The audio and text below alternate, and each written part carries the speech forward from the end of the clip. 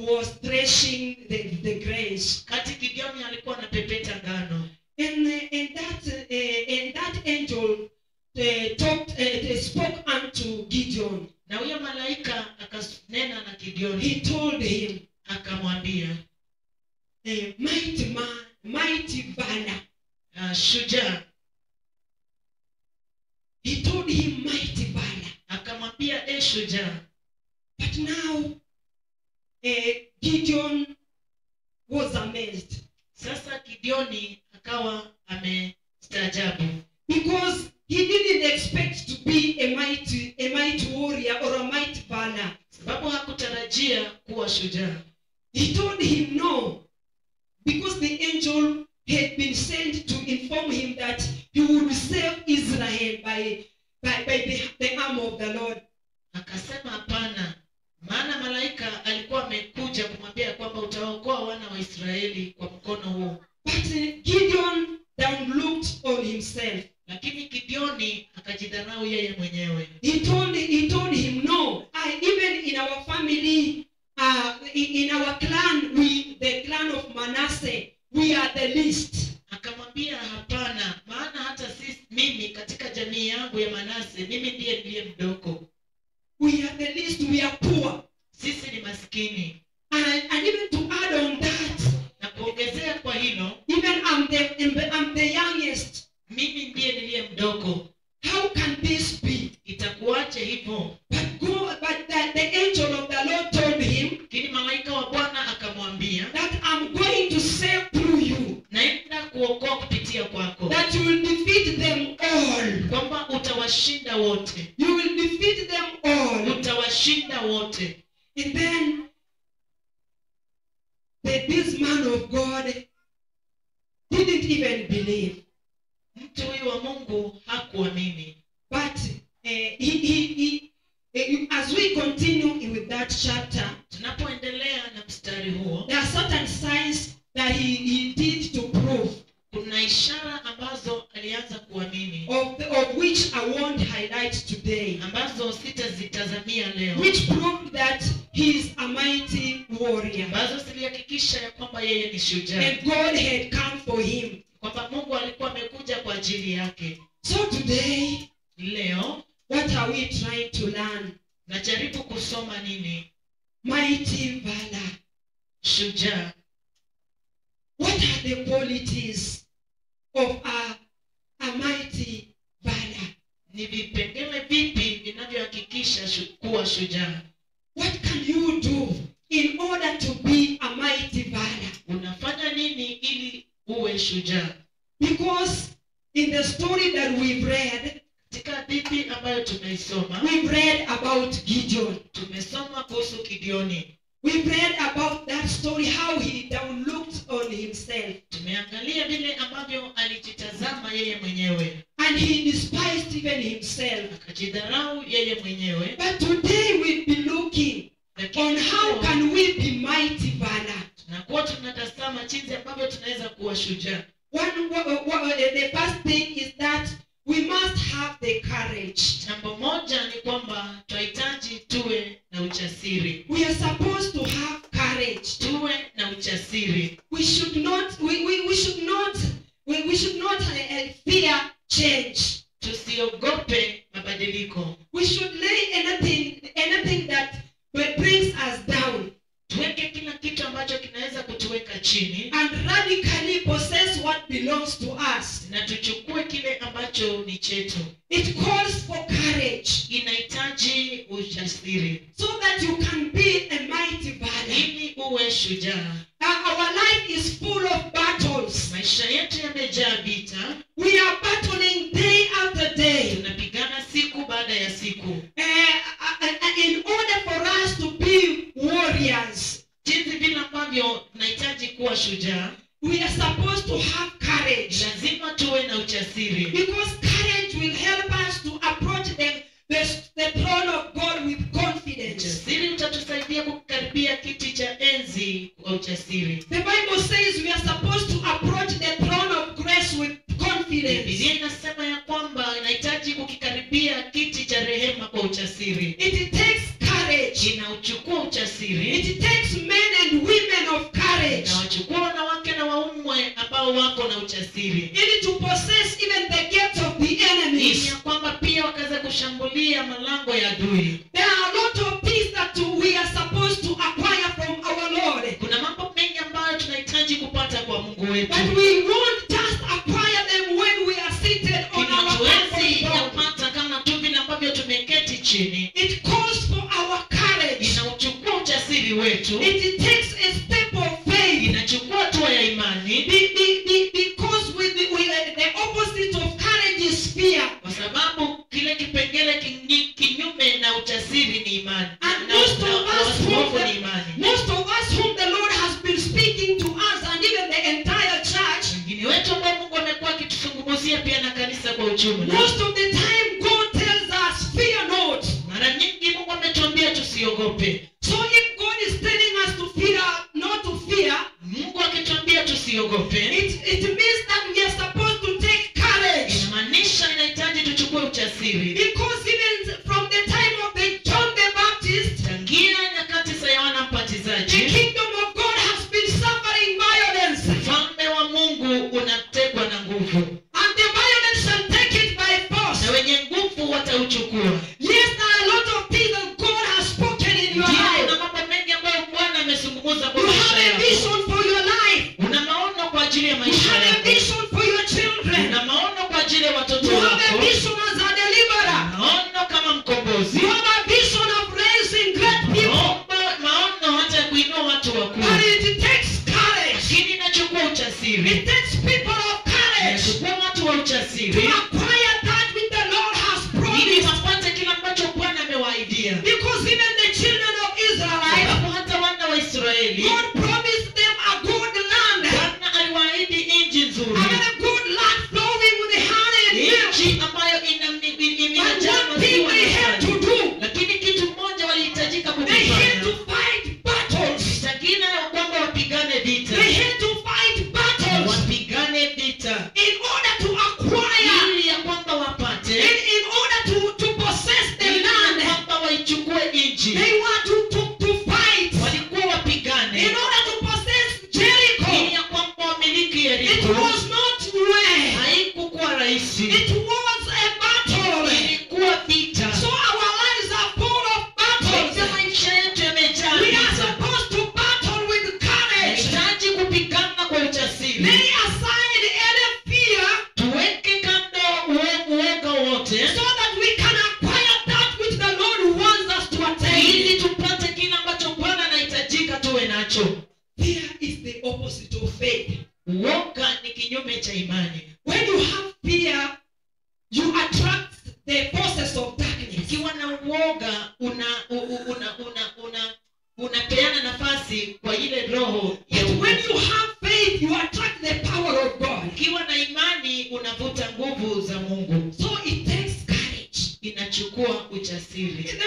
The way the Bible tells us that we do not receive the spirit of slavery, Biblia inatuambia ya kwamba hatukupokea roho ya utumwa that we should fear, ili tuogope. but we received that spirit Lakini tulipokea huyo roho, of adoption of sons, yule roho wa kufanywa wana, of which we call unto our Father, Abba, Father, ambayo tunaita kwa baba yetu hapa Baba. that we can approach the throne with a lot of confidence Na kiendea kiti kwa ujasiri. and possess what belongs to Na us. tunachukua kile ambacho ni chetu. Hallelujah. Haleluya. Are we together? Tuko pamoja. Are we together? Tuko pamoja. Tell yourself, I am a man or I am a woman of valor. Jiambie kwamba mimi ni shujaa. Tell yourself. Jiambie mwenyewe. Yeah. It takes a woman of valor or a man of valor to acquire that promises which the Lord is promising. Inamchukua mwanamke au mwanamume shujaa kuchukua kile ambacho ni chake. There are certain forces that are troubling you just because of just fear. Kuna maroho ambazo zinakusumbua ni kwa sababu tu ya uoga. You fear so much. Unaogopa sana. And when you fear, that is the pathway to defeat. Unapoogopa, hiyo ndio njia ya kushindwa. Hallelujah. Haleluya. I remember one day Nakumbuka siku moja when I was still working. nilipokuwa ningali nafanya kazi. We were forced to go to Sunday to Tulilazim- work. Tulilazimishwa kwenda Jumapili kazini. And before going to work, Kabla tuende kazini, before I going to work, baada ya mimi kwenda kazini,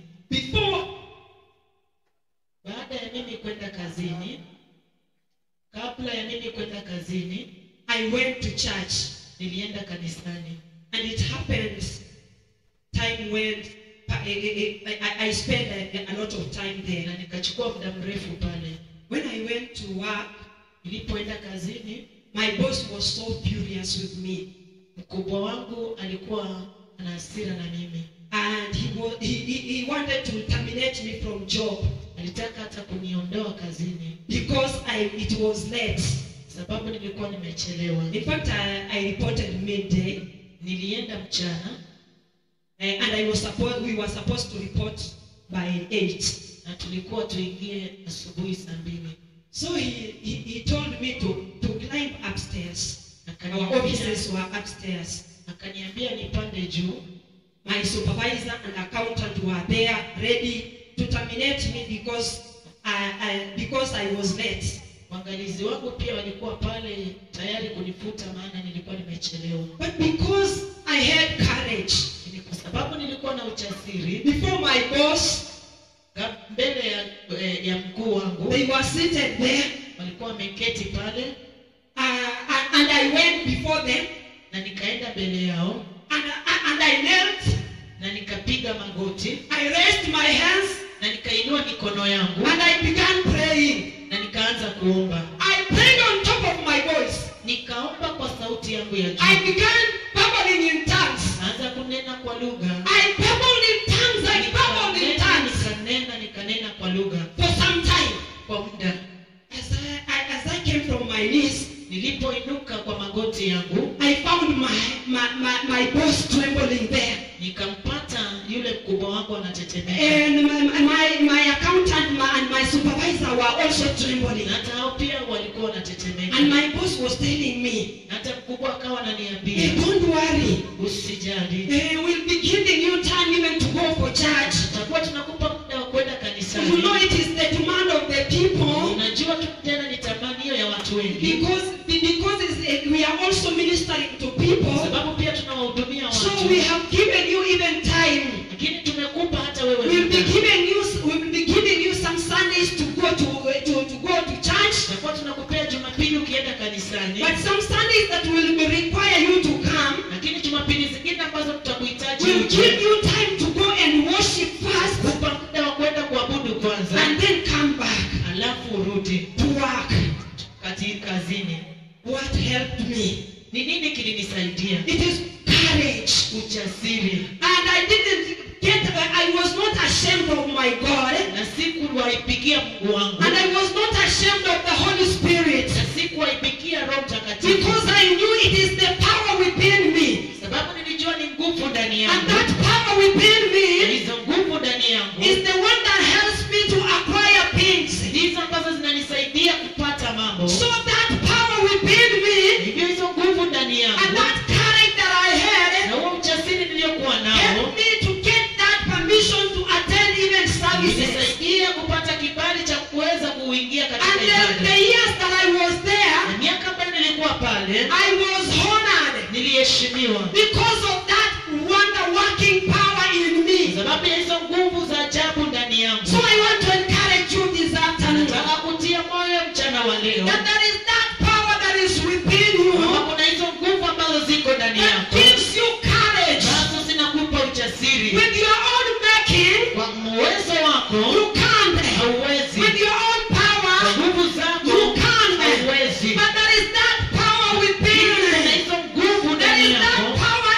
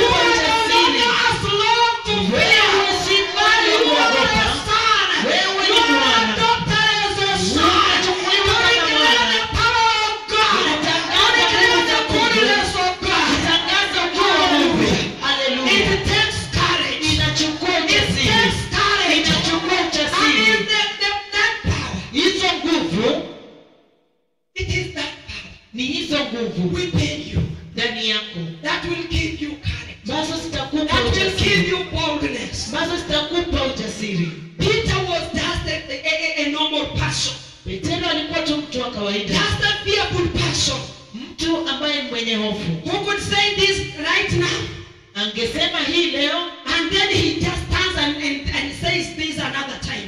na pia anabadilika na He kila was anasema tena hii not kesho. stable in his communication.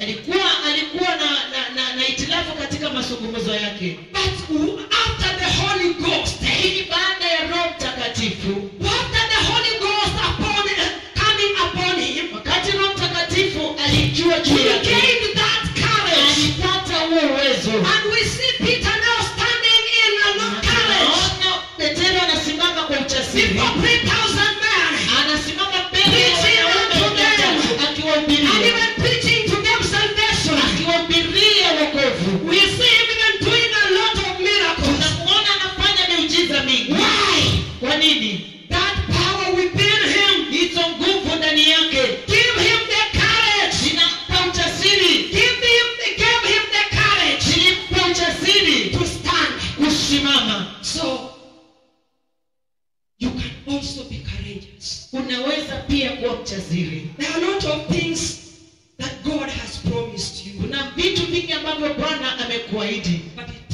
takes a step of courage. inachukua hatua ya ujasiri. Hallelujah. Haleluya. Okay, on Wednesday, on Tuesday, Jumanne we were privileged. tulitunukiwa, I and my pastor Martha. mimi na mchungaji Martha. Time came, Wakati ulikuja, we were to go and share the grace where we come from.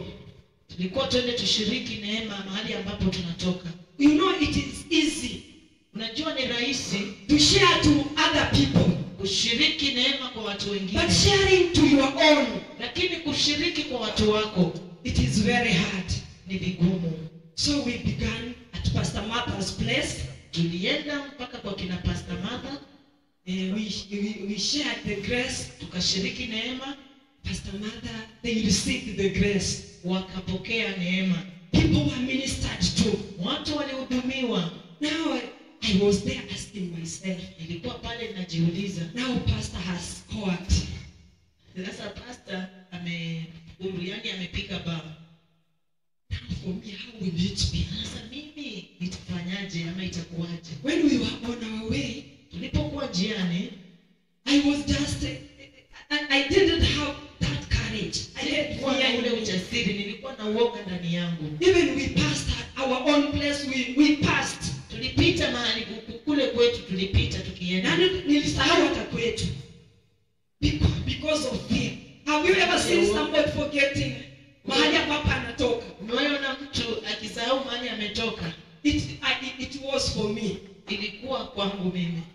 But when we reached there, Lakini wakati tulifika huko, God manifested himself. Bwana alijitukuza After mwenyewe. sharing that grace, Baada ya kushiriki hiyo neema, my people received the grace. watu wangu walipokea And neema. I want to thank God. Nataka kumshukuru Mungu Because even our own kwa sababu hata watu wetu have received the grace. wamepokea hii neema. And as God told us Na vile Mungu alituambia that we are supposed to, we are supposed to be happy because of this grace. kwamba tufurahie kwa sababu ya hii We neema. are supposed to be pleased. Yes, ya kwamba tuweze hata kufurahia kwa sababu ya hii neema. We should embrace this grace. Tuikumbatie hii neema. We should rejoice, be happy about it, and even tell other people about it. Furahie na tushangilie na pia tuambie wengine It kuhusu. takes courage. Inachukua ujasiri It's so that you can share it to other people. ili ya kwamba ushiriki kwa watu wengine. Because this grace is working. Kwa sababu hii neema inafanya kazi. We have witnessed it Tumeshuhudia ikifanya mighty and mighty things. ikifanya vitu vya ajabu. So if we will combine our forces Tunapoweka pamoja nguvu zetu and we announce it, we share it out, na tuitangaze na we tuishiriki protect this grace, na tuisingire hii we tell neema, our people about this grace, pia watu wetu kuhusu hii neema, mema, God will manifest himself. Mungu And atajidhihirisha God will mwenyewe. reward us so much. Na Bwana atatusawadi sana. Hallelujah. Haleluya. We bless the Lord because of that. Tunambariki Bwana kwa sababu ya hiyo. Another thing that we have to do in order, another quality, is we should forget your past. Kitu kingine ambacho tunahitajika kukifanya, tusahau yaliyopita. Forget the past. Always think and work for the future. Tusahau yaliyopita, tufanyie kazi yale yanayokuja. You know, you can't work on your past. Hauwezi kufanyia kazi kwa yale ambayo yalipita. The past has already gone. Yaliyopita yameenda. You see, like Gideon, Unaona kama Gideoni, he was dwelling on the past. alikuwa anawaza yaliyopita. He was looking the way their clan is small in Alikuwa Manasseh, anaangalia jinsi ambavyo jamii yao ilikuwa ndogo katika Manase. and the way he was small in their Na family. vile pia yeye alikuwa mdogo katika jamii yao. He was looking on the background and even their past. Alikuwa anaangalia mazingira na pia yale ambayo yalipita. He was looking the way they've gone through trouble for even 7 years. Alikuwa pia anaangalia vile ambavyo wamepitia shida kwa miaka The 7. way the Midianites and even the Amorites and the people from east have troubled them. Wamidiani na Waamori na watu kutoka mashariki vile ambavyo wamekuwa wakiwasumbua. And he was dwelling on that past. Alikuwa anaangalia hayo yaliyopita. Now God is coming to raise him as a mighty valor, Mungu anataka kumuinua kama shujaa, but now he is counting on the past. lakini yeye anaangalia yale yaliyopita. There is nothing that you can do on your past, Kuna yale ambayo unaweza kufanya kwa yale ambayo because yalipita. the past has already gone. Yaliyopita hayo yameenda. But you can work on your future. Unaweza yafanyia kazi yale You yajayo. can strive for a better future. Unaweza weka mambo mazuri kwa yale The yajayo. life that you will live, the life of defeat, Maisha ambayo uliishi maisha ya kushindwa, there is nothing you can do to that history. kuna kitu ambacho unaweza fanya kwa hiyo historia. That history just reminds you to work hard for the future. Hiyo labda inakukumbusha tu wewe ufanye vizuri kwa yale ambayo But you are yanakuja. not supposed to dwell on that Lakini past. haihitaji wewe kukaa pale kwa haya yaliyopita. Let not that past hold you back. Yale yaliyopita yasikushikilie nyuma. That defeated life that you lived in the past Yale maisha ambayo ulishindwa, ambayo uliishi kule nyuma, should not hold you back. yasikushike kule nyuma. There is a life, there is a better life to live in future. Maisha mazuri ambayo unahitaji kuishi mbele. There are levels to go to climb in Viwango future. ambavyo unahitaji kwenda na kupanda ili ufikie So hatima yako. why trouble yourself thinking of the past? Kwa nini ujisumbue kufikiria kwa yaliyopita? If you are defeated in the past, Kama ulishindwa kwa maisha yaliyopita, how can you change it? unaweza yabadilisha vipi? You can only change it by striving for better tomorrow. Unaweza tu yabadilisha kwa kuyatazamia yale yajayo. But don't continue just thinking about it. Lakini usiendelee kufikiria kuyahusu. Even it reached a time Paul refused. Ilifika mahali hata Paulo akakataa. He said no.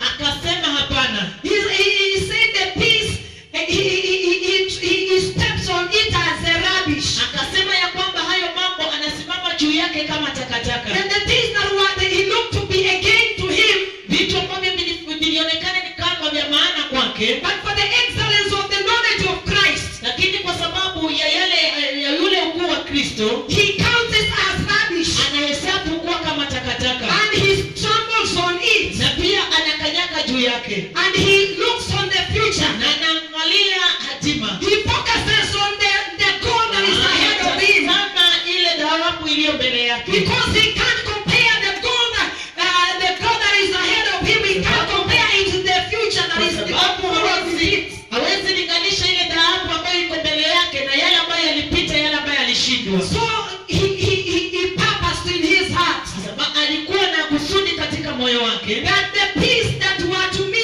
again, ya kwamba mambo yaliyokuwa kwangu kama faida, I'm stepping at them as rubbish, nasimama juu yake kama and takataka. I'm looking forward, Nami natazama mbele, because there's good life ahead of me, sababu kuna maisha mazuri mbele because yangu, there is a reward ahead of me. sababu kuna tunuku mbele yangu. Why should I waste time on the things that have already passed? Kwa nini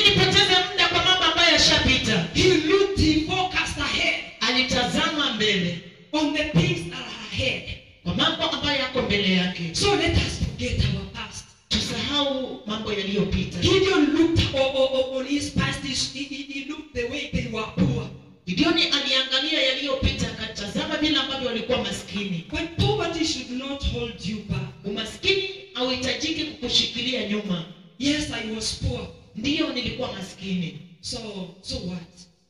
Sasa ni nini? I know. Should I continue wasting time? I was poor. Niendelee kupoteza muda, mimi ni maskini. Instead of working hard to achieve richness. Badala ya kufanya kwa bidii ili ya kwamba nikaweze kupata ufanisi. And surely we are supposed to work hard to gain riches. Nahitajika tufanye kwa bidii ili ya kwamba tupate kufanikiwa. Because when you are poor, even the wisdom of the poor is despised. Ukiwa maskini, hata hekima ya maskini inaachwa. For example, at our place in Western, kule kwetu magharibi, not in Trans Nzoia. Si Trans Nzoia. When there is funeral, ukiwa na matanga, when those who are rich have not arrived, wale ambao ni tajiri kama bado hawajaingia, they keep on asking. Anaendelea kuuliza, I saw fulani na fulani wamekuja, fulani na fulani, je, wamefika? If they have not arrived, kama bado hawajafika, they say no, we can't plan anything. Wanasema hapana, hatuwezi panga We chochote. must wait for so and so. Lazima tungoje fulani na fulani. What is the power behind? Ni nguvu gani ziko nyuma yao? It is the power of wealth. Ni nguvu za utajiri That is troubling. ambazo zinafanya kazi. Even if you are there and you are wise, kama ungekuwa pale na uko na hekima, your wisdom is despised. Hekima yako inapuuzwa. Because you don't have wealth in your hands. Sababu hauna vitu mikononi mwako. And at times it is painful even to be poor. Na ni uchungu pia wakati mwingine kuwa maskini. Even when you are at the funeral in a certain ceremony. Ukiwa mahali kwa matanga ama mahali pengine pale. Now when it comes to the time of dining, kikuja wakati wa kula, they will say, utasema, professors, wale maprofesa, go in that house. Kuna nyumba yenu hapo juu. Professors and principals, go in that house. Wakuu, endeni pia kwa there is something prepared for you there. Kuna kitu kimeandaliwa kwenu pale. Engineers and people from Nairobi, engineer na watu wa kutoka Nairobi, go in that house. Una nyumba yenu hapo. The pastors and the bishops and all the clergy, mchungaji na maaskofu na watu wengine, go in that house. Endeni kwa hiyo nyumba. And because wamama wa soko wanajua kujipanga, and they have fought that spirit, they don't want to be defeated. They have na hiyo roho hawataki kushindwa. They have come with their things from the market. Wamekuja na vitu vyao kutoka sokoni. They are there. Wako pale. Those who, and now the politicians, wenye siasa, their house is there. Nyumba yao iko pale. Now the remaining congregation, na umati ambao umesalia, just relax in the tent. Kaa tu pale kwa hema. The food will tell. The food will tell. The food is enough. Iko wingi kwa wingi. Then when you are desperately in the tent there, na ukiwa pale umekaa katika hema, you just see hands in transparent bowls. Red hands. Kuku kwa makaratasi zile za kumetameta, yani in bowls. They are just passing in professor's house. Kwa masahani zikienda kwa maprofesa. In the politician's house. Yenda kwa wanasiasa. From the people from USA. Yenda kwa watu wa USA. Now the people in the tent, in simple words, yani watu ambao wako kwa hema, kwa neno ambalo ni those who have failed in life, wale ambao wameanguka kwa maisha, those who have not made it, wale ambao hawajafanya chochote. Yani they don't use that word, but in other words, the way you are served there in the tent, yani kwa maneno mengine, vile ambavyo wanakupa chakula hapo kwa tent, the burned rice and beans, mchele na maharagwe. Kama mtaheshimiwa kidogo, mnaweza pewa cabbage. But just kidogo amekuheshimu viazi, waru wanaweza kukupea, lakini zitakuwa zile zimebondeka. Ndio hiyo.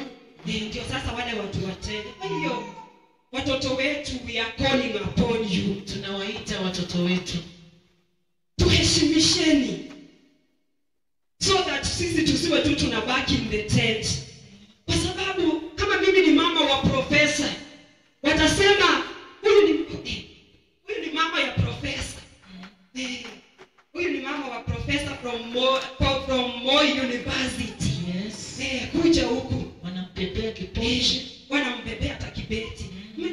hamjui, mmeita watu lakini mama wa nini? Hamjui mama wa profesa. So, what am I trying to say? Ninasema nini? That background, Ya kwamba hayo mazingara it even made Gideon to be despised. ilimfanya Gideoni akajidharau. He despised even himself Akajidharau mwenyewe because of the poverty. kwa sababu ya umaskini. And poverty is bad. Umaskini ni mbaya.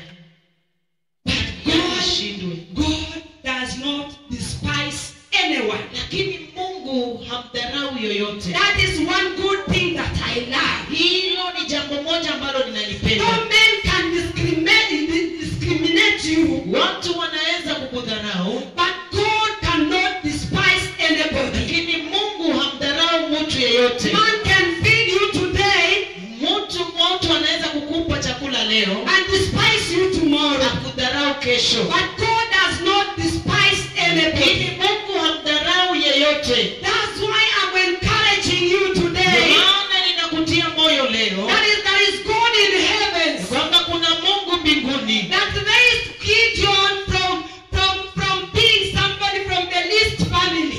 ambaye alimuinua Gideoni kutoka kwa jamii ndogo And he became a mighty warrior. na kaja akawa shujaa. He was not that even Manasseh's family was not even known, that clan. Hata jamii ya Manase haikuwa inajulikana. But because of our heavenly Father, Sababu ya Mungu wetu wa he mbinguni raised to Gideon. alimuinua He Gideoni, held him with his right hand. akamshika kwa mkono And he wake, walked with him. akatembea na yeye, And the Israelites attained victories na Waisraeli wakapata ushindi because of Gideon. kwa sababu ya Gideoni. Gideon, the clan from the clan which was despised. Gideoni kwa jamii ambayo ilikuwa So imedharauliwa. you are here today. Uko hapa leo, You've despised yourself. umejidharau wewe You've mwenyewe, despised yourself until people have despised you. umejidharau mwenyewe mpaka watu pia wamekudharau. This afternoon, I'm just calling unto you. Mchana wa leo ninakuita, Just take a step of courage chukua hatua ya and ujasiri, start working and striving for excellency. anza kufanyia na kuelekea katika uhatima, Because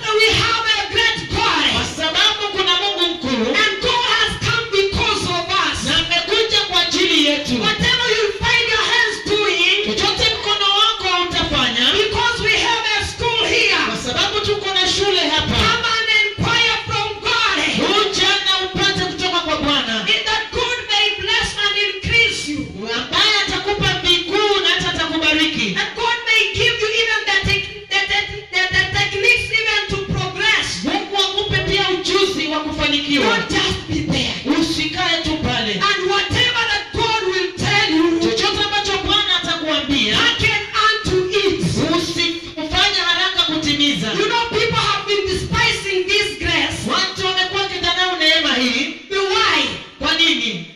Everyone has been coming and has been given directions to follow. Kila mtu amekuwa akija na amekuwa akipeana mwongozo wa kufuata. You can come to the Lord and God tells you, go and pray and fast. Unaweza kuja kwa Bwana na kuambia enda funga na uombe. And then from here you don't follow that instruction. Kutoka hapa haufuati yale maagizo.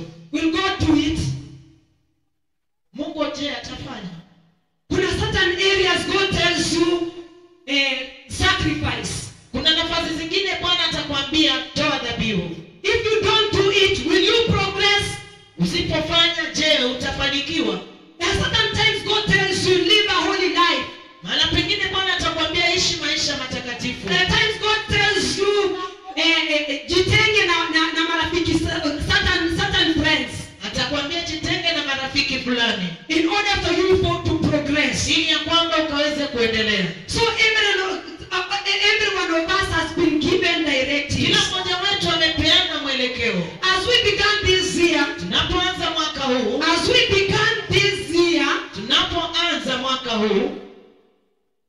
tulipoanza mwaka huu, as people were coming to inquire from the Lord, vile ambavyo watu walikuwa wanakuja kuuliza there are a lot kutoka of kwa people Bwana. that God said when people were asking, where can I stand in the work of God? Na watu ambao walikuwa wanauliza ni wapi nitasimama kwa kazi ya Mungu. There were some who were told you are financial peanuts. Wengine waliambiwa nyinyi mtakuwa wasaidizi wa kifedha, stand as financial pillars. msimame kwa fedha zenu.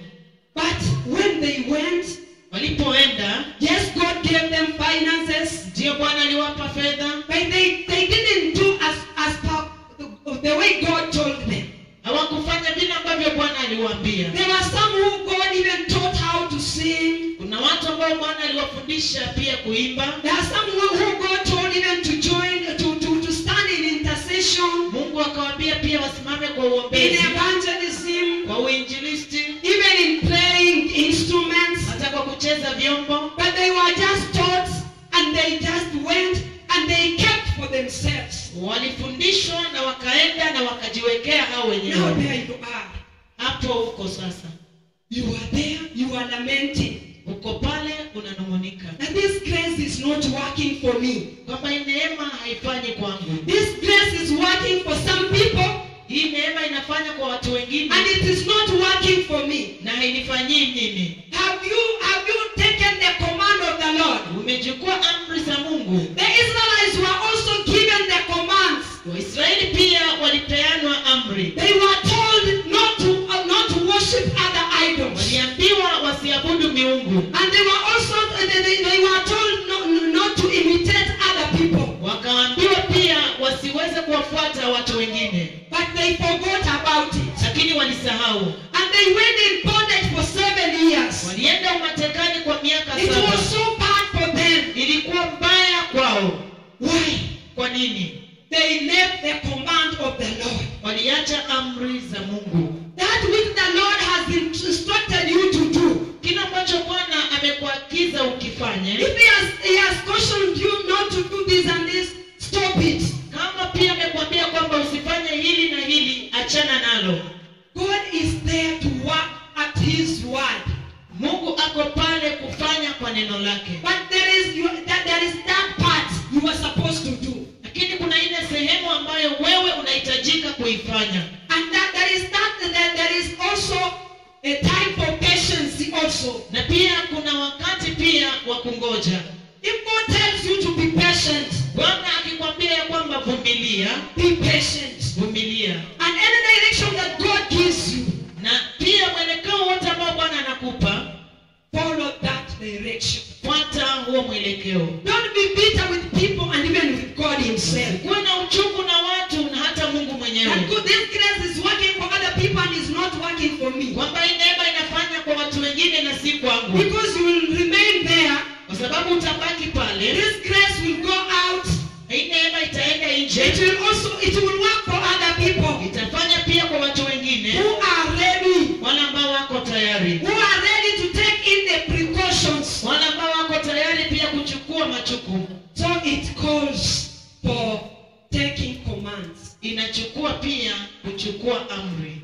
As God says. Vile ambavyo Mungu amesema. People want popcorns, miracles. Watu wanataka miujiza ya haraka. They want, if no God is here, they want just to see me maybe with money in a bag. Wanaona kama Mungu wako hapa, mimi Nedi niwe nimejaza pesa katika kikapu changu. Unalinganisha Mungu na hela. But God is ready to do it. Mungu yuko tayari kufanya. But have you taken your part? Have you done your part? Lakini je, umefanya sehemu yako? Don't have a set mind when you come to the Lord. Usikuwa na mawazo ambayo umeyaweka tu pale unapokuja kwa Mungu. You just want this way, and if it is not this way, then it is not God. Nataka tu kwa njia hii, na kama si tu kwa hiyo njia, huyu si Mungu. God remains God. Mungu anabaki Mungu. He will be, he was, alikuwa, and he is, na ako, and he will be, na atakuwa. Hallelujah. Hallelujah. By you. Another thing is fight to break negative circles that passes from generation to generation. Pigana ili ya kwamba kuvunja ule mfuringo ambao ulikuwa unapita kutoka kizazi hadi kizazi. Fight pigana. Fight with negativity. Pigana hivyo na mambo ya kimungu. There are certain minds kuna mawazo fulani that comes ambayo yanakuja and